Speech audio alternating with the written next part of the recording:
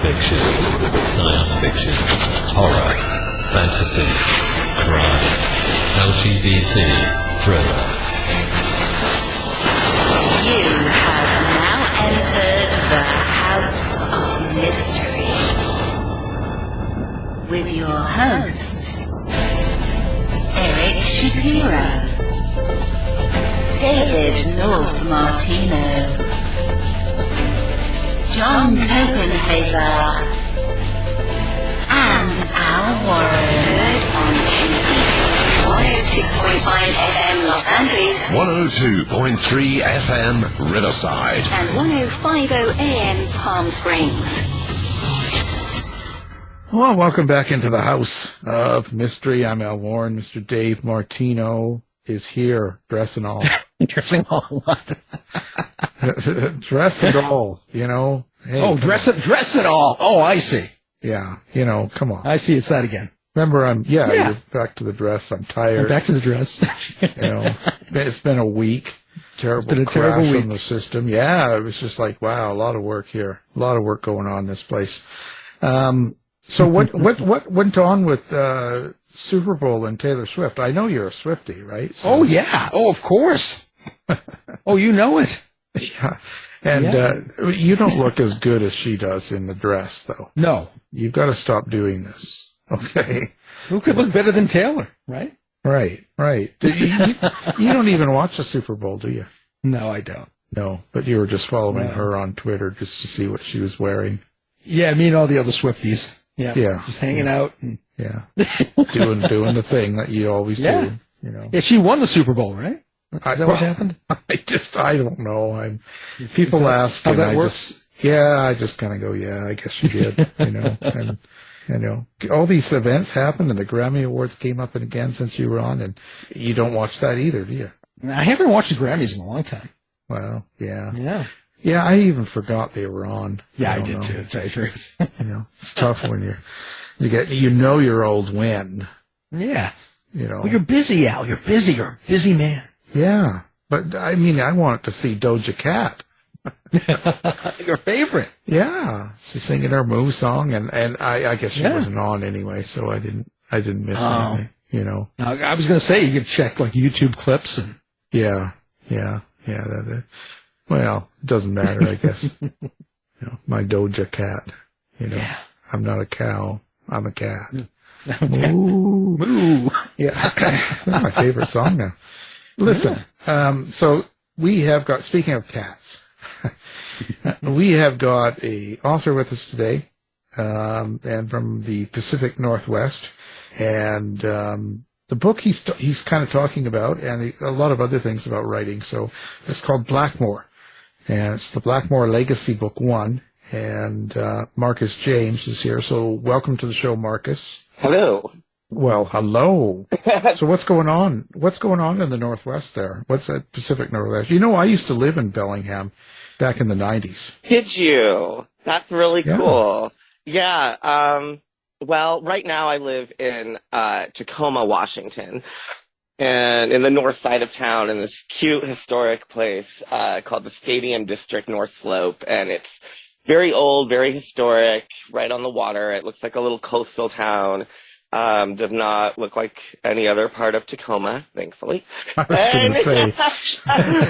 Like you here you can pretend the rest of it doesn't exist. So it's quite nice. We used to always say that when you were driving by Tacoma on the I-5, you could hear the gunfire, right? Yeah. It was a pretty rough part. I don't know what it's like anymore. Yeah, Hilltop. It's actually pretty...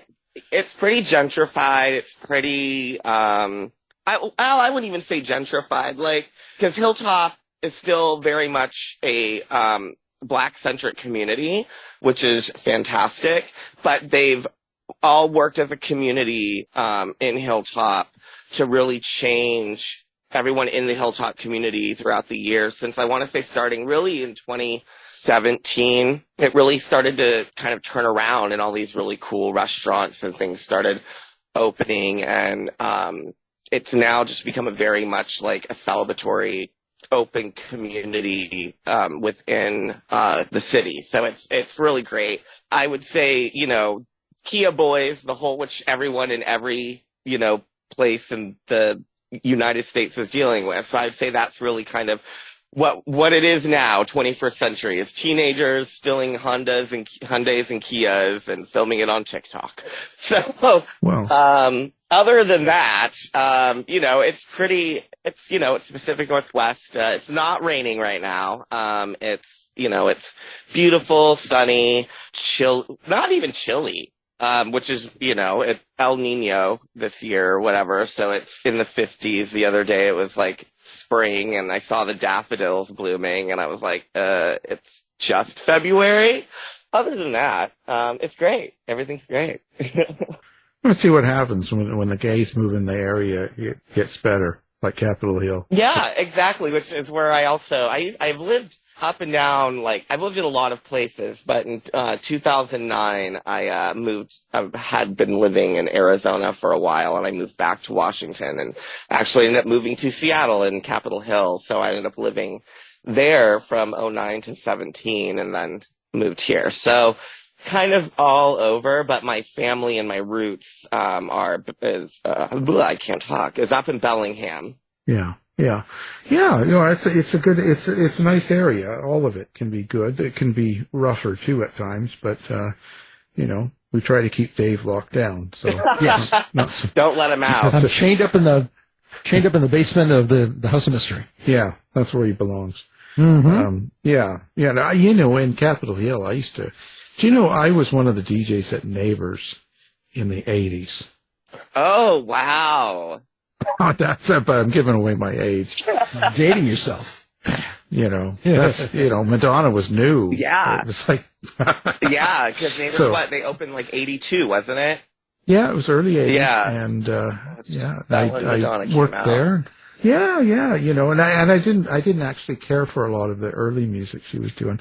I didn't like a Virgin and all that stuff. It wasn't until Vogue and for me, up until you get to Vogue and Like a Prayer. Before that, I really only like Get in the Groove. Yeah. From Desperately Seeking Susan. Yeah. Soundtrack. As a little gay boy, it was Paula Abdul and that Madonna song. And then Like a Prayer, because my voice hadn't, dropped or anything, so I could actually mimic Madonna. And as a little boy, I look back now and I'm like, why didn't I ever try to do Madonna drag on America, on what was that show? The talent one with Ed McMahon. I can't think of Star Search.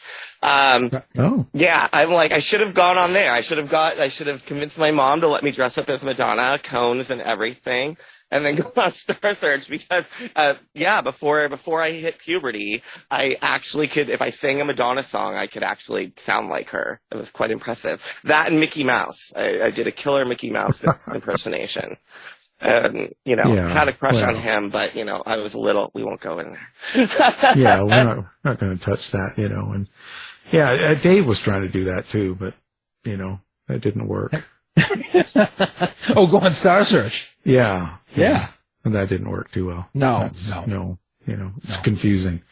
Ed McMahon, he raises a lot of questions inside a person.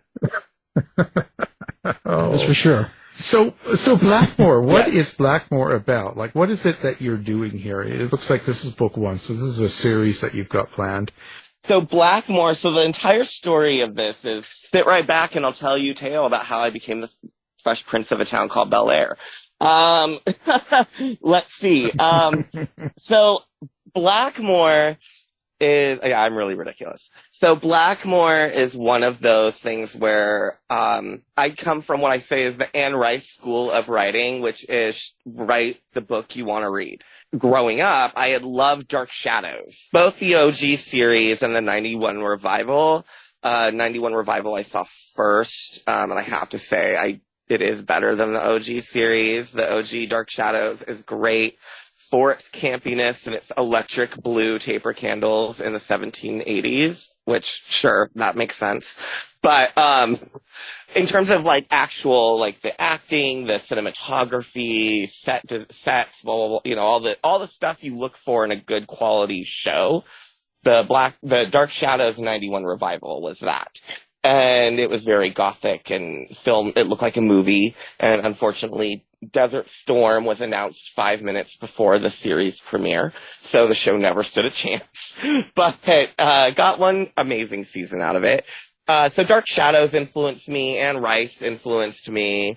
I just always was obsessed with witches. I kind of come from a spooky family. I come from a spooky place. Bellingham,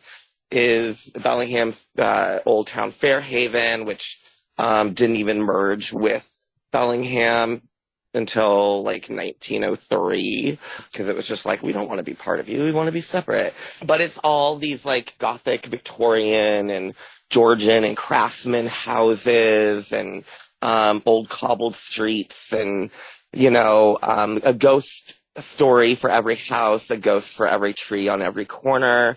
We even have the Christmas Eve ghost trolley that goes up Harris on Christmas Eve nights. So I grew up with all of these things. My family is all kind of intuitive, and we all have our own ghost stories, experiences. And so growing up, that's the kind of stuff I loved. I loved horror. I loved magic, witches, ghosts, hauntings. Just that's what I was brought into. My aunt lives in this amazing Queen Anne Victorian that was just so spooky, and every Christmas when we'd gather, I'd go running around looking for Jacob Marley upstairs, and I was like obsessed with the Christmas Carol. That was like my favorite, still is, because it's spooky, it's ghosts, it's a horror novel as much as any M.R. James, but everything was heterosexual. Even Lady Anne, who I love more than anything, and her vampires are so queer. But when you got to the Mayfairs, it was exactly like what I loved, because it was so much based in like grounded magical realism. As the series continued, the book went on, like more fantastical things would happen in her Mayfair Witches series. But, there was every paranormal every power that the witches exuded. The way it was described, how it would work, was always very subtle. I really liked that. But, that series is very much hetero in a way that the vampires are not.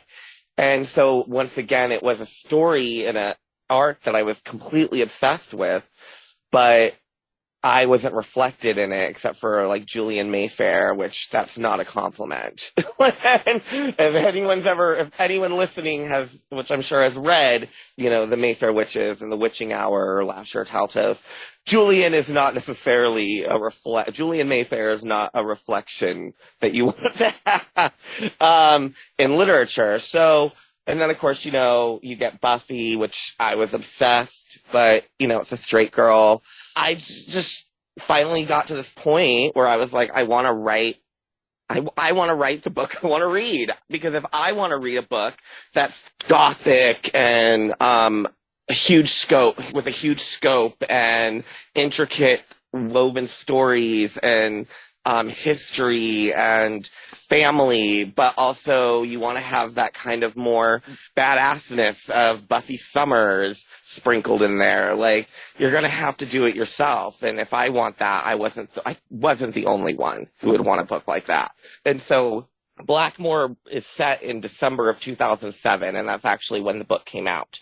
And originally, so this is now, fast forward, a second edition has come out, which is why I'm now once again on the promotion train. That's because there's been another book since, book 2, Symphony for the Devil, which is a huge entangled story, and then a 2-part prequel, that takes place in Los Angeles in 1987 and follows the main character of the Blackmore series, Trevor, his mother, Catherine. And it follows her, and she's kind of like my Sarah Connor in the story, and Trevor would be your John Connor, basically. I pulled from a lot of my 90s references of childhood, of all the things that I was just storylines and things and myths that I loved, and was like, I'm going to just stick them into one thing. And so I was able to go back with the second edition and and tie back in now the expanded mythology, things that I've set in stone since the first book.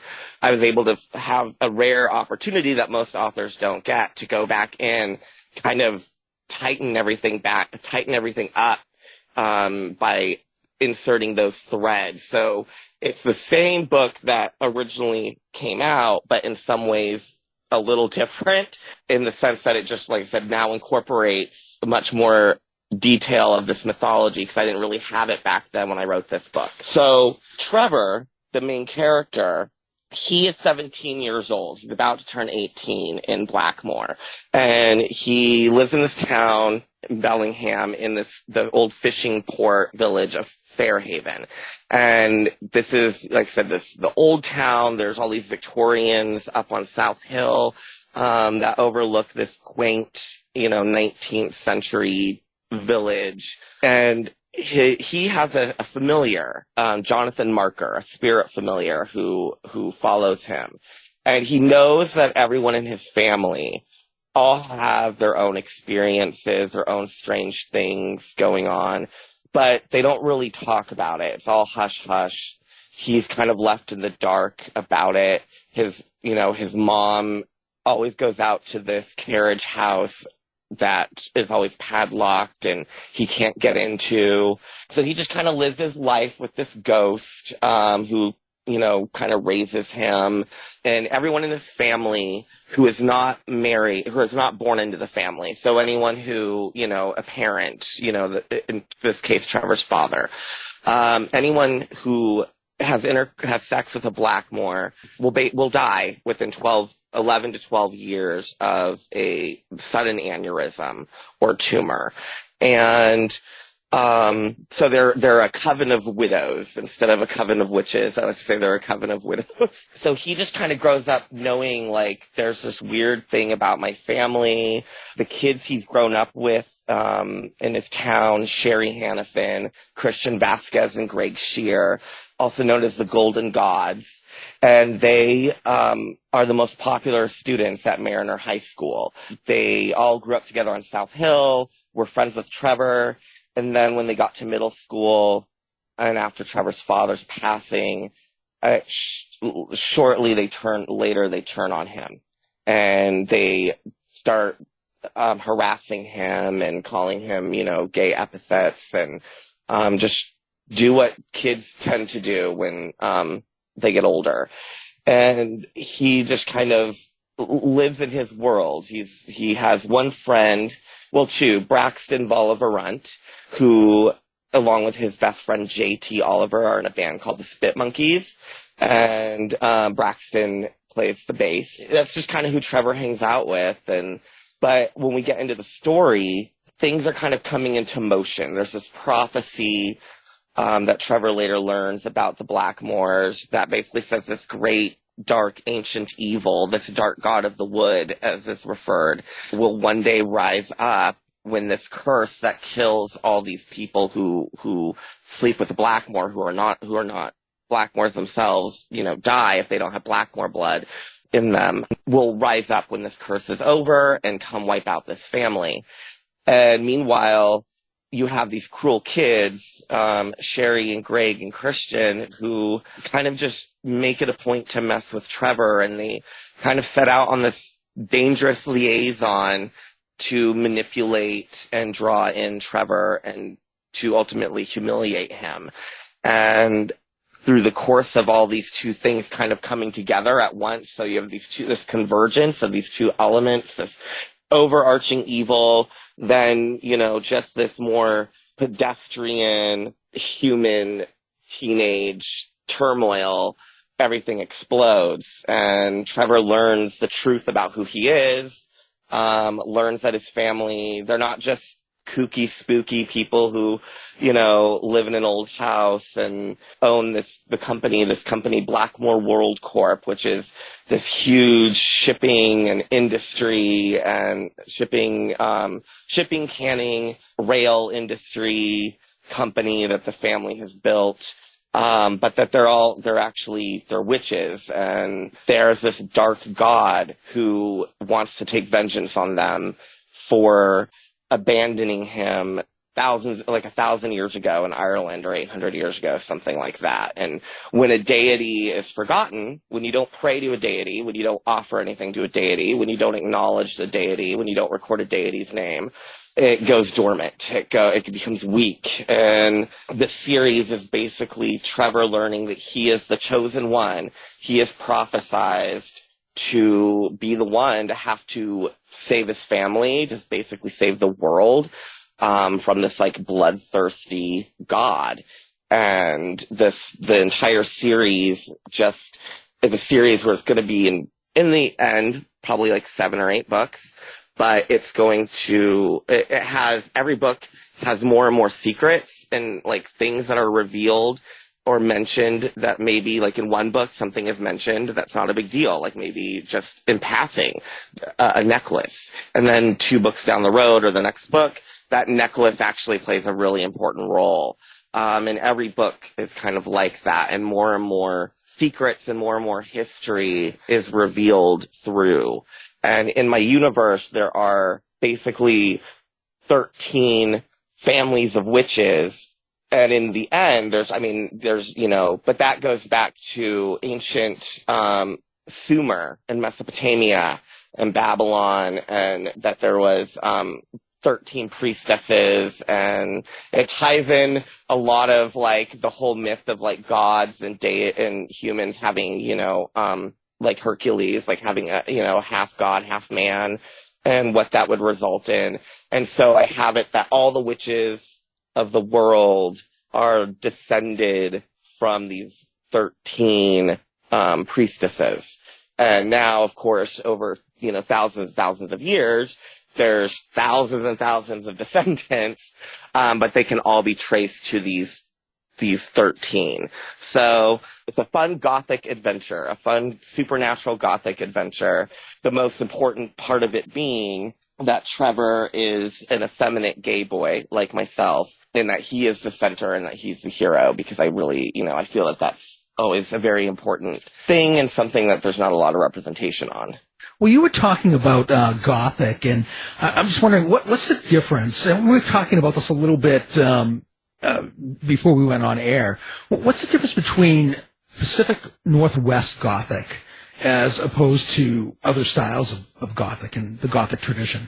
Yeah, so Pacific Northwest Gothic, I always like to say it's damp, it's mossy, it's a little...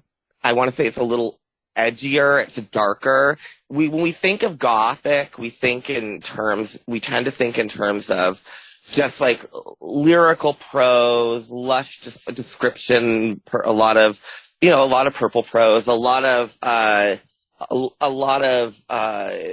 billowing curtains, and there's like a romanticism to it.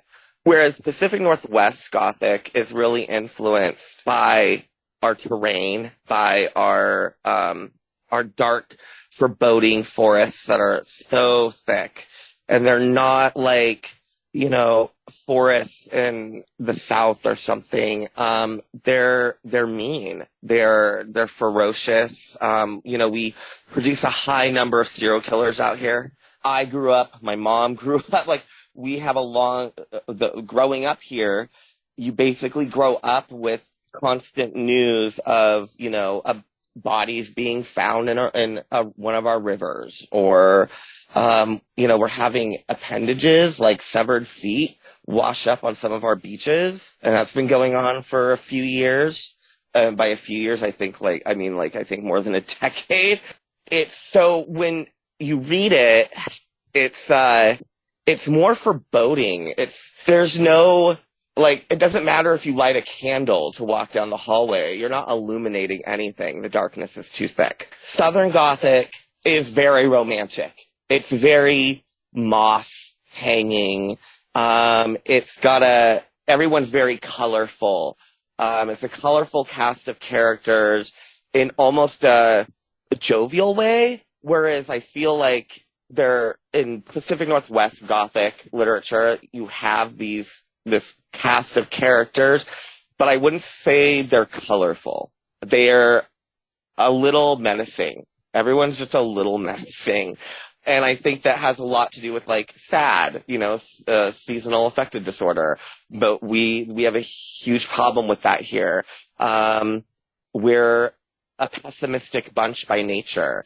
And I think that kind of bleeds into our Gothic horror tradition, when you read our mysteries, you read our thrillers, you read any of that stuff, it's just grittier. It's just more looking straight into the darkness of ourselves and others, and then just kind of accepting it and living within it.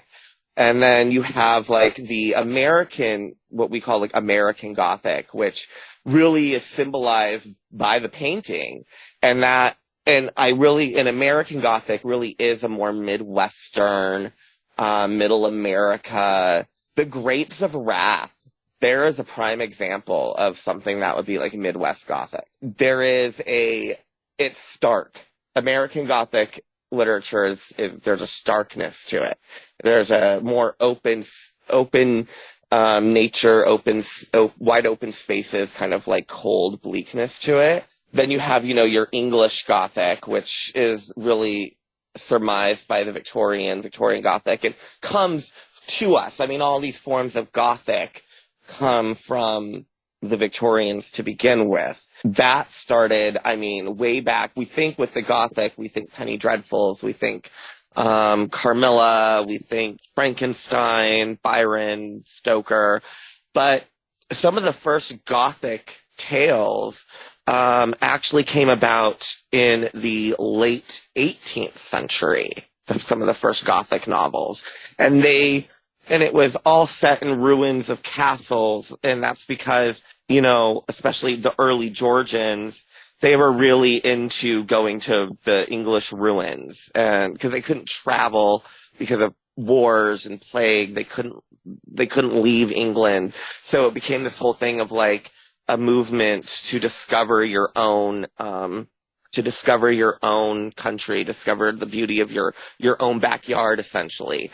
And so this fascination with the ruins of abbeys and castles really took hold, and ghosts that would haunt it. And so, of course, from that, and then the romantic ideas that those stirred for the people seeing it is kind of where we get that Gothic literature. So it has its roots in this like romance and this and this kind of poetry to it, even as it gets into darkness, like Carmilla, great Gothic novel for people who are like listening who don't know. Carmilla predates Dracula. It's written by Irishman Sheridan Le Fanu, and it's a lesbian vampire story. And it's amazing, and it's beautiful, and it's got some chilling moments, but it's very romantic in a very nothing really too bad will happen to you if you keep turning the page kind of vibe to it.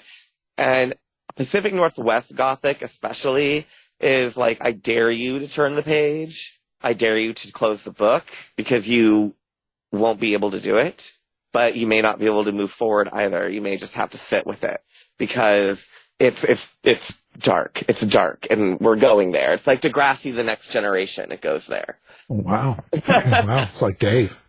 So what is it you hope people take away from a book like this, like a series like this? Do you have like a subtext or an intention there? Yeah, so first and foremost, I just want people to like have an amazing time reading it, because, I'll go so long without, reading any of them, or because usually it's just if I'm writing, another book in the series, then I'll go back and reread, because no matter how many notes I have, it's never quite as much as information as I need. So then I'll go back and reread, and I'm like, wow, these are really great books. And then I'm always like, I can't believe I wrote this.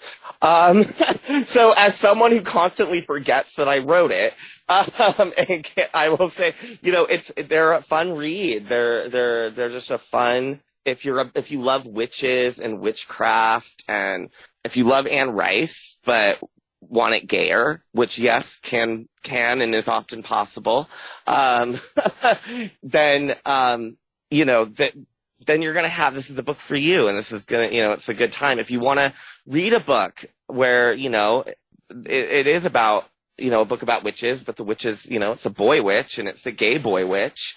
And there's all this, intrigue and mystery. Then it's perfectly the book. So on the surface, that would be the first thing, is just for people to find joy in the series and these books and be swept away.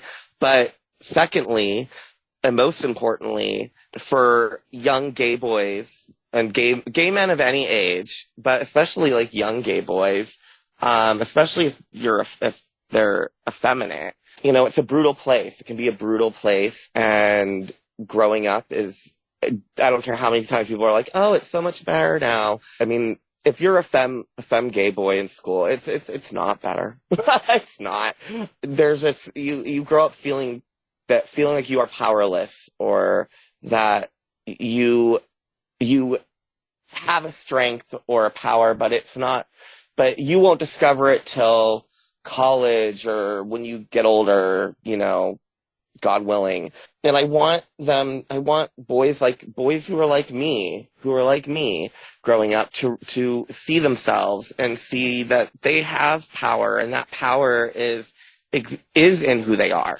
That to be open and to be unapologetically and who you are, and to embrace every swish in your step, and every flick of your wrist, and every octave of your voice, that is where your power lies, because no one else, the people who are, who tease you, who put you down, who throw homophobic epithets at you, they wouldn't survive a single day. They wouldn't even survive 12 hours in your shoes.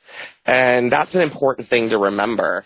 And that being yourself is everyone's greatest strength. And of course, I want everyone who reads my books, that's the message that I want people to take from Trevor, from Trevor Blackmoore, is that, like Trevor, what makes him special, what makes him the savior of everyone, is exactly that thing that makes him different. And it's his courage in being able to walk out the door every day authentically himself that then gives him the courage to face down an undead agent of the dark god of the wood at the end of the novel, who's like ripping hearts out of people's chests left and right.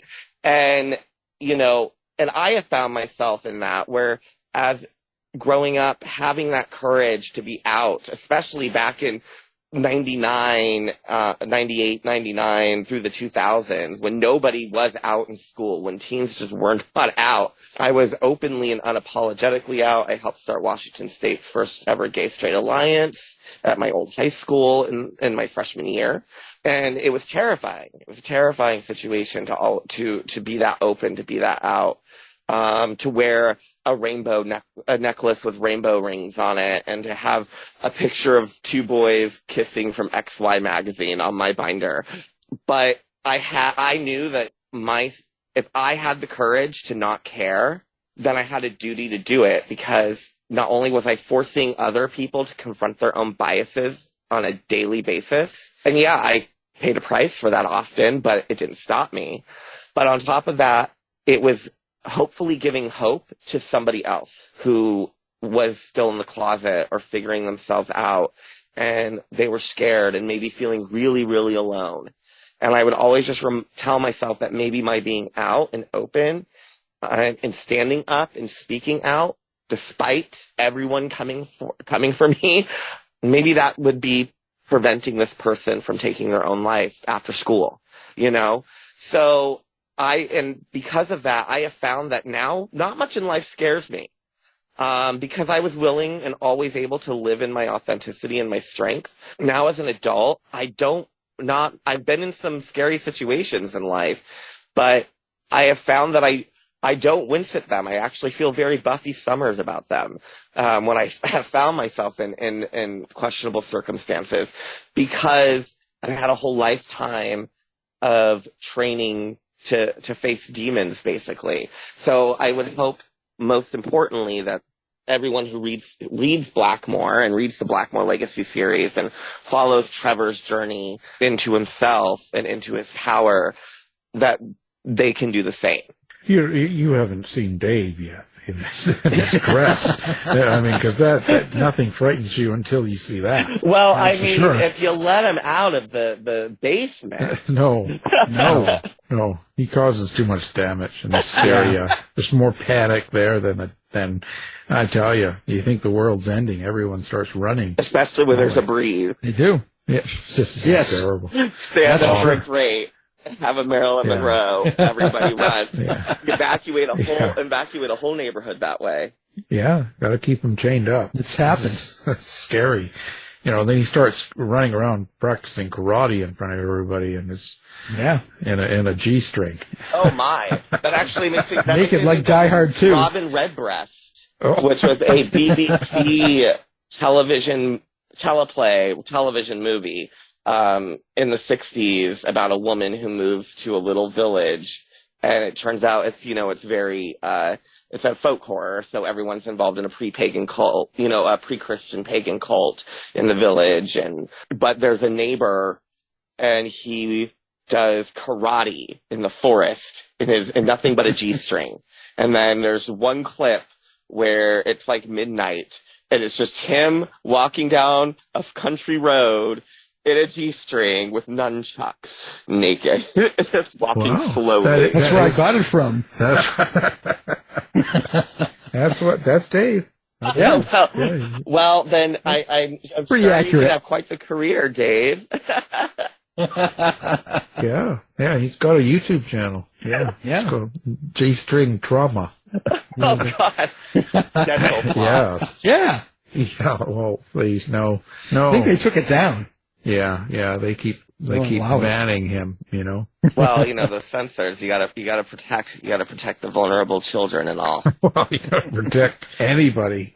God, the grandma's looking at that. You gotta protect mankind. Yeah. So when you write this stuff, like when you're writing, how do you do the dialogue? Do you hear your characters? Did you see it like a movie, or did they talk to you, or do you just Yeah. So I'm gonna get very esoteric here. So it's always felt like I call them my boys. I call them the boys or my boys. And I feel like I'm just a clairvoyant tapping into other dimensions. And it sounds crazy, but yeah, they kind of come through. It kind of feels like a channeling. And when music plays a huge part. When I put on music, I create soundtracks to everything. And Spotify, I actually have playlists that are public on Spotify that are all the songs that I listen to, the playlists I created while writing said book. And so then readers can actually also go onto Spotify and while reading, listen to the music to all the songs. And so I was just always obsessed with movies and soundtracks and trailers and so obviously that's kind of influenced how they come through. But usually what will happen is I'll hear a song and I could be at a store and then I'm, whipping out my sound, that thing, Shazam, to listen. Oh, I wasn't sure what you were whipping out in the store. It's like, oh my God. Yeah, Shazam. No. Whip out Shazam on your phone and try to find the music. Or if, if it's on something I'm listening to, see who it is, go and download it. But once I hear a song, what ends up happening is while the song is playing, I will go into a trance. My partner everyone in my entire life has actually talked about how great they know. They're like, oh, Marcus is gone. Because I will literally just freeze. I won't blink. My mouth is usually lax open. I'm just seeing a scene, whatever it is, whatever's happening.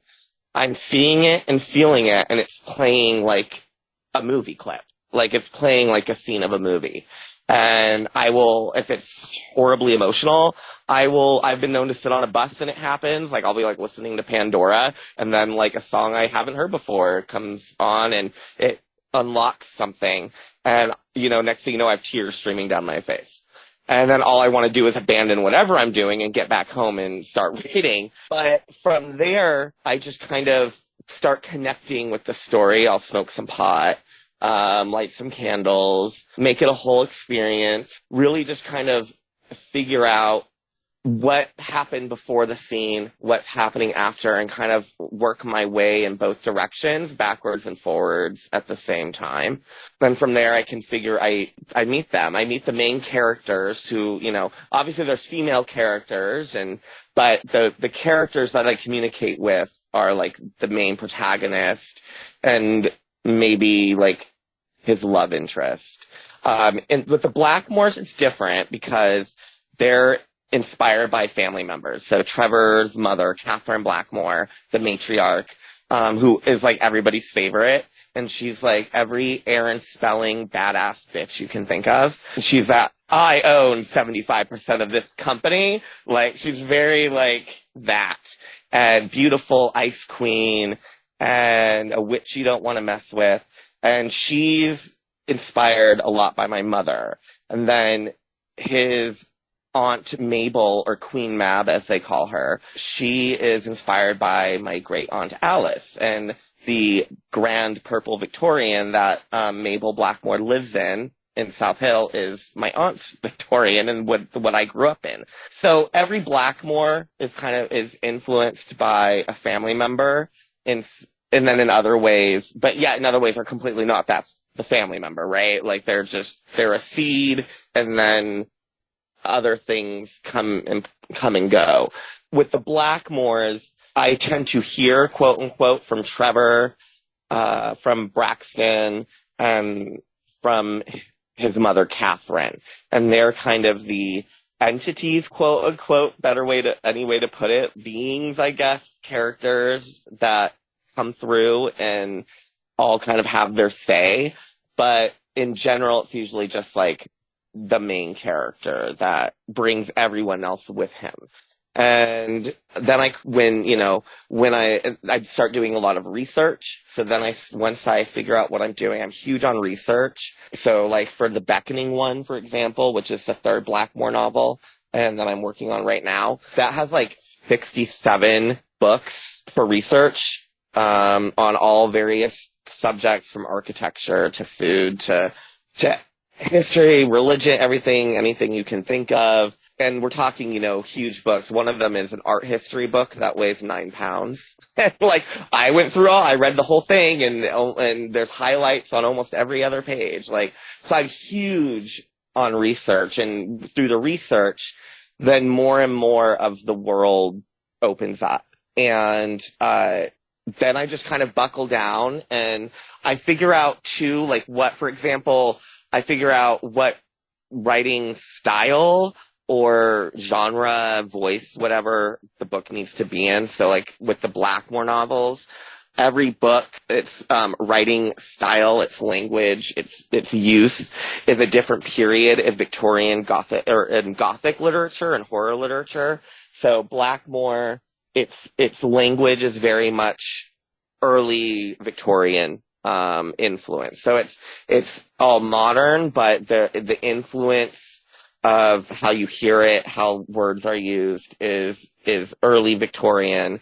And then Symphony for the Devil, which has a whole section and a story within the story that takes place in 1908. And so Symphony for the Devils, I went and read a bunch of horror, late Victorian, early, Edwardian era horror novels. So novels being written in the late 1890s through 1915, and study that language and how people were writing then by that point, because it does change. And so then Symphony is written in a style of that. And now the Beckoning one that I'm working on now is influenced by horror from the 20s and 30s. So the lyric, the language, the verse, what you hear, how sentences, things are put together very much follows that horror style of the 20s and 30s. And then, the Nephilim books, Rise of the Nephilim and Fall of the Nephilim, the 2-part prequel that follows Catherine's mother when she's 27 years old in Los Angeles in 87. I read a lot of horror pulp horror from the 80s. And once I absorbed enough of that tone, then I sat down and wrote the book. So it has, I think it's just something I like to do. I think every book should kind of have its own, it always has its own unique style, voice, atmosphere. And I've always just been fascinated with the progression of horror's tone. So I just kind of set out to be like, well, the series is going to have like 7 or 8 books in it. So why not have each book reflect a different point of style in horror, Gothic literature? Well, listen, how do you do social media, and do you have a website, and how do you like readers to interact with you? So, I have a website, it's www.marcusjamesbooks.com. So I know I have, my gay lisp. So, that's Marcus James, James, Marcus, Marc, as in Charlie, U, S as in Sam, Marcus James, and then books, BOOKS as in Sam.com, marcusjamesbooks.com. And then on Instagram, I'm at Marcus James Author. On Facebook, I have a fan page, official page, and that's at capital M, capital J Books. And then obviously you can find my books anywhere. Yeah, well, fantastic. Now, of course, we're going to have all of that up on our website, and so people can find you. If they don't see you in the Old Navy, going into a trance crying, they can pick up your book. I appreciate you being here. Yes, thank you so much for having me. I really appreciate it. It's been a fun time, and really, please let Dave out of the basement. He deserves a chance to shine and sparkle. Oh no, we're not letting him out ever. You've been listening to the House of Mystery radio show. To find out more about our guests, hosts, or shows, go to www.houseofmystery.com. Show's over for now. Was it as good for you as it was for me?